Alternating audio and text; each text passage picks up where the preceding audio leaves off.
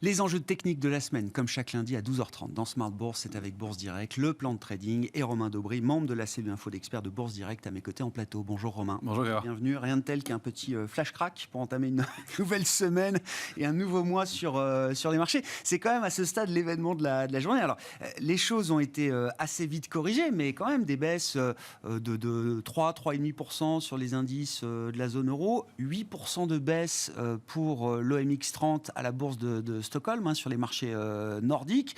Encore une fois, tout ça a été corrigé en quelques secondes, quelques minutes. On verra si cet événement laisse des traces peut-être chez certains acteurs financiers. En tout cas, ça montre une situation de nervosité, de fébrilité importante peut-être sur les marchés. Oui, tout à fait, un marché creux déjà, Ouais. probablement. Des réactions qui sont assez disparates sur les valeurs aussi, individuellement. Il y a quelques valeurs qui ont réagi fortement.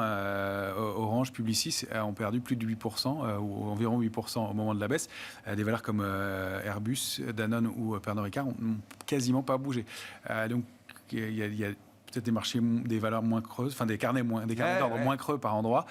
Et puis, vous le disiez, il y a les marchés londoniens qui sont fermés aussi. Donc, ça ajoute à l'absence de liquidité, donc peut-être à l'excès sur un mouvement. Techniquement, on n'a pas d'éléments en ce qui concerne Euronext, mais probablement, ça se donc pas chez nous. Mais on voit que le mouvement est assez rapide et c'est dans le sens de la tendance de fond, avec les signaux d'alerte qui ont été déclenchés en fin de semaine dernière, cette fois-ci, clairement sur les indices américains majeurs, Nasdaq et S&P 500. On a des portefeuilles qui sont couverts en Europe, on le voit, et on a mieux tenu en fin de semaine que les indices américains qui sous-performent cette fois-ci, clairement.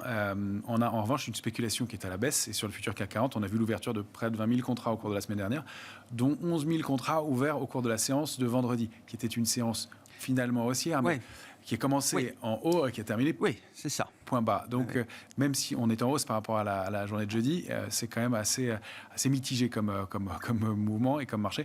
Et nous, on a préservé pour l'instant, à ce stade à Paris, des niveaux d'alerte majeurs. Y compris dans le flash crack de ce matin. Y compris dans le flash crack de ce matin. De façon très technique et encore une fois au point près sur des niveaux de support qui vont être nos niveaux d'alerte maintenant clairement bien identifiés grâce à ce mouvement qui est resté technique en tout cas même dans le contexte. Bon, on reviendra sur le cas européen et sur le CAC 40 en particulier, mais avec l'idée effectivement qu'il y a beaucoup de pessimisme sur l'Europe aujourd'hui pour des raisons tout à fait compréhensibles et que donc les investisseurs sont quand même couverts, protégés sur ces marchés européens. Le sont-ils suffisamment quand on parle des marchés américains ? Parce que là, effectivement, la dégradation ne fait que se poursuivre et avec la séance de vendredi sur les indices majeurs américains, on attaque et on a attaqué des supports très très importants pour la suite, Romain.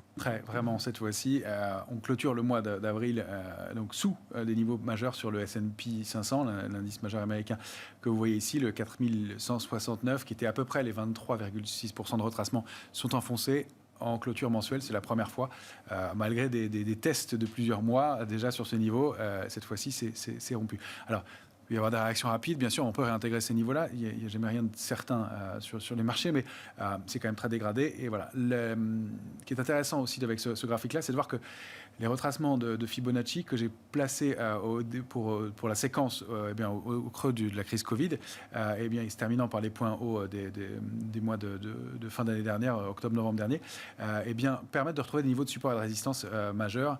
On dit souvent que les mouvements boursiers sont retracés de 50 à 60%. Ça nous donne des niveaux techniques qui se situent assez bas sur le S&P. Alors, ce n'est pas systématique, mais on a rompu 23,6. Il y a un intermédiaire à 3972. Le prochain légitime, c'est une zone située aux alentours de 3764 sur le S&P. Ça donne des niveaux de baisse qui sont encore assez marqués, assez importants.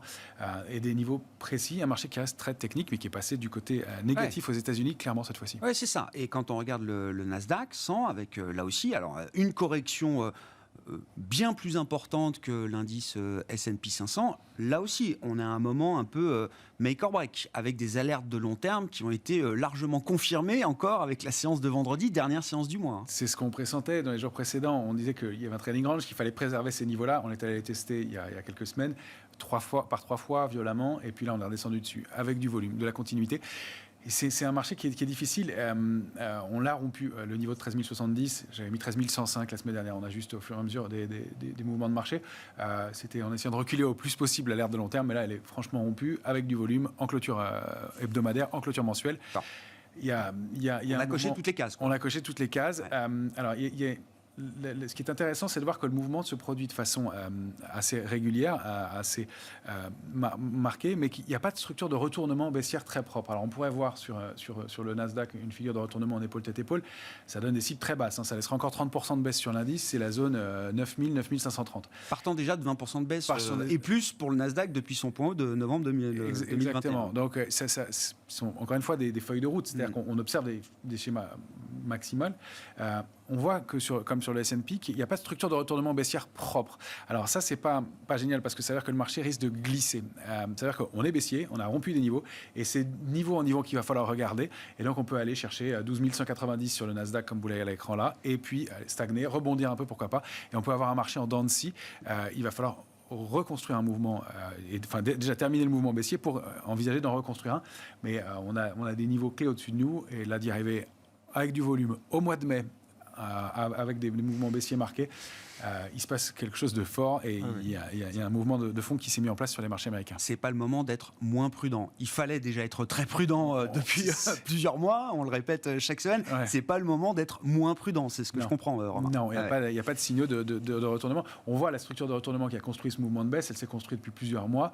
Il faut des structures sinon équivalentes, en tout cas significatives pour retourner un marché et il n'y a aucun signe de tout ça pour l'instant, au contraire. Bon, qu'est-ce qu'on peut dire du Dow Jones, le grand indice historique américain? Est-ce que là aussi, la configuration montre des alertes confirmées? Alors justement, non. Lui s'arrête sur son niveau de support. Il est au sein d'un triangle symétrique avec des niveaux qui sont bien identifiés. Il faut préserver 32 980. Je crois qu'on est en train de passer en dessous ce matin. C'est le niveau d'alerte. On voit des niveaux de retracement qui peuvent être importants aussi sur le Dow Jones. Mais lui fait partie des indices qui n'ont pas encore rompu, contrairement au S&P et au Nasdaq. C'était pour avoir des niveaux graphiques et une structure et une petite différence sur les marchés américains. Bon, effectivement, Dow Jones qui fait bande à part, entre guillemets, c'est vrai que la composition est assez différente et puis c'est quand même le retour de l'économie traditionnelle par rapport à l'économie virtuelle ou digitale. C'est prend sa revanche. C'est aussi assez légitime. C'est ça dans les grands trends qu'il faudra surveiller en cas de retournement, de voir que les grosses mains sont peut-être sur d'autres dossiers que ceux qu'on avait l'habitude de voir depuis plusieurs années. Justement, il y en a de moins en moins qui sont sur Amazon, visiblement, après une chute de quoi 14% vendredi pour le titre Amazon. Ça a été violent pour Amazon. Wow. Qui paye le contexte et un ensemble de désintérêts liés évidemment à la hausse des taux aussi et au contexte en Chine. Amazon, elle a rompu un niveau de support important en 2875, elle l'avait préservé de la même façon, ça c'est un graphique mensuel en mensuel, même si elle l'avait testé plusieurs fois, elle l'avait préservé, là elle l'a rompu. Et après 3 mois de tests et de bagarres, elle est passée en dessous avec du volume, avec des niveaux significatifs. Pareil, c'est un mouvement de fond qui se met en place. Il y a des vrais dégagements sur ce titre. C'est ça qui me fait dire que la situation, même si elle n'est pas dramatique, peut être longue. Et c'est ce qu'on va observer. Si on duplique les points hauts et le trading range précédent, on a des cibles qui sont proches. On vient d'en toucher une, 2441. Mais la cible suivante, elle se situe un peu en dessous de 2045 et un peu en dessous de la ligne de tendance haussière de long terme. C'est dire aussi que ce n'est pas un drame ce qui se produit pour Amazon, qui a fait des performances extraordinaires depuis 10 ans et qui retrace violemment, nettement, mais qui, avec une structure de retournement baissière au-dessus qui est pareil, longue, qui a mis des mois à se mettre en place, voire plus d'une année pour elle. Donc le retournement haussier pour Amazon n'est pas immédiat. Alors sur le long terme, c'est peut-être un bon point d'entrée. En tout cas, il n'y a pas de structure de retournement et pas d'urgence à rentrer sur des titres comme Est-ce qu'on retrace juste la période Covid ou est-ce qu'il faut attendre peut-être un retracement un peu plus profond encore pour de ce genre de titre? La structure confirme qu'on est parti pour stagner. Alors on peut remonter à 2875 rapidement. Encore une fois, il peut y avoir, et c'est dans ce marché-là que ça va être compliqué, des embardés, des écarts techniques, mais garder du cash, être sous-investi, ça paraît très, très légitime dans ce contexte. Bon, même si la chute d'Apple a été moins spectaculaire que celle d'Amazon sur la séance de vendredi, il y a quand même aussi des alertes déclenchées sur le général Apple au sein des GAFAM, au sein du Nasdaq et du S&P 500. Mais oui, cette fois-ci, oui. Encore une fois, on rompt la ligne de tendance haussière de long terme. C'est un graphique hebdomadaire cette fois-ci pour Apple. Il faut vraiment vraiment préserver 154,50 au risque d'accélérer un peu plus. Ça laisse des mouvements de baisse un peu marqués aussi pour Apple derrière. La zone cible, c'est située aux alentours de 626,40, qui est un niveau de support de long terme aussi. Donc graphiquement et techniquement, ça colle très bien. Ça ne se fera peut-être pas en une fois, elle a déjà bien baissé, mais le point de vente qu'on avait indiqué aux alentours de 176,65 s'est bien matérialisé. Et la rupture, une nouvelle fois, de la ligne de tendance haussière de long terme, que vous avez avec un cercle rouge, avec du volume et une clôture hebdomadaire et une clôture mensuelle sous ces niveaux, font qu'on a des signaux de baisse clairement établis maintenant, même si, encore une fois, ce n'est pas forcément pour un crack instantané et une baisse de 20% immédiatement, mais un mouvement de baissier de fond. Oui, et puis on voit bien qu'on attaque là les bijoux de famille, les valeurs patrimoniales. C'est-à-dire qu'on sait que toute une partie du Nasdaq est déjà moins 50, moins 60, moins 70. Toute la tech non rentable, là-dessus, ça n'a pas changé. Mais c'est vrai qu'à part Microsoft aujourd'hui au sein des GAFAM, Facebook a déjà craqué. On a vu Nvidia aussi dans les semi-conducteurs qui a déjà lâché. Et donc Amazon, Apple, jusqu'à vendredi, était encore l'espoir au sein du groupe GAFAM. Et on voit que là aussi, les alertes ont été déclenchées. Si on regarde les matières premières, Romain, évidemment, c'est très important parce que, alors, on parle avec vous de l'indice CRB généralement, qui agrège un grand nombre de matières premières. Je crois que le poids du pétrole est 30% au sein de l'indice CRB, avec l'idée qu'on a peut-être marqué un top. Si on zoome justement sur le pétrole en tant que tel, le baril de Brent par exemple, est-ce qu'on a l'idée là d'un top marqué, au moins temporairement, sur le pétrole ? Probablement, manifestement, c'est ce qui se passe. Quant au CRB, juste un point, nous on est sorti du CRB ce matin. Donc on était rentré, sorti, re-rentré. Et là, on a considéré que les mouvements de ce matin confirment l'essoufflement qu'on pressentait la semaine dernière. C'est au moins un essoufflement dans l'immédiat. Alors on évolue effectivement sur le Brent dans un triangle symétrique, lui aussi.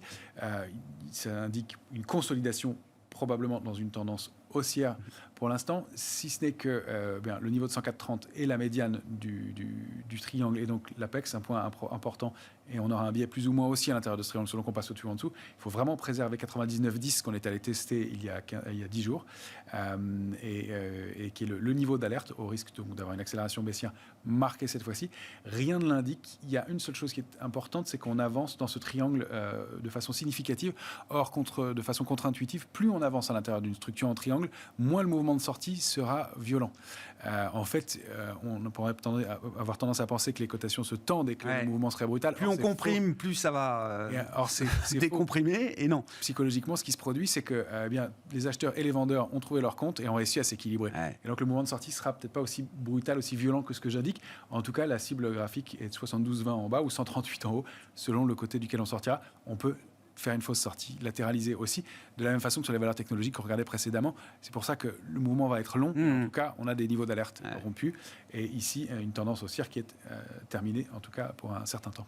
En conclusion, qu'est-ce qu'on peut dire des enjeux techniques pour le CAC 40 quand on regarde le contrat futur mai pour les prochaines heures et les prochains jours, Romain ?